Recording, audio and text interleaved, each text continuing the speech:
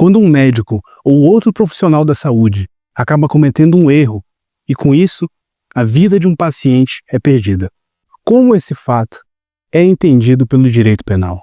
Recentemente, nós tivemos um caso que tomou repercussão nacional, em que uma criança de 6 anos acabou falecendo após uma aplicação de adrenalina pela via intravenosa, que foi prescrita por uma médica e aplicada por uma técnica de enfermagem.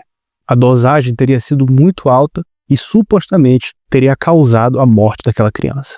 Segundo as informações veiculadas nacionalmente, o caso estaria sendo investigado como homicídio doloso na modalidade dolo eventual, aquela em que o autor do crime assume o risco de causar a morte da vítima. Mas será que essa interpretação está de acordo com o direito penal?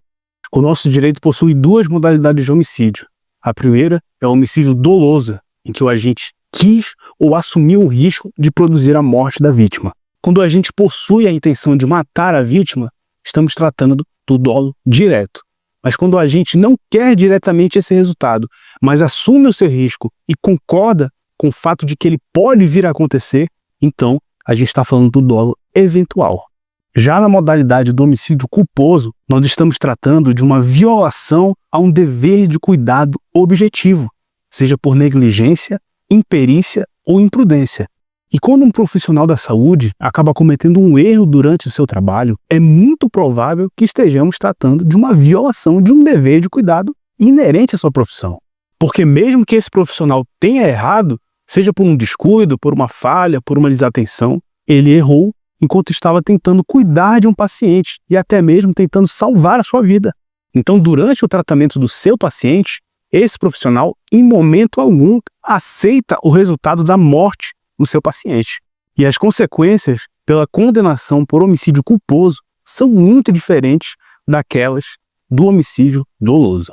A pena é muito menor e também não cabe a decretação de prisão preventiva, porque a própria lei já entende que são situações completamente diferentes e que não se pode punir um profissional médico que cometeu um erro durante seu trabalho da mesma forma que se pune uma pessoa que queria de fato matar a vítima ou que assumiu esse risco e aceitou o resultado da sua morte. Isso não significa que o profissional da saúde que cometa um erro médico não será responsabilizado, muito pelo contrário, e sim que a sua responsabilização, a sua punição, se for o caso, deve ser compatível com aquilo que de fato ele estava praticando.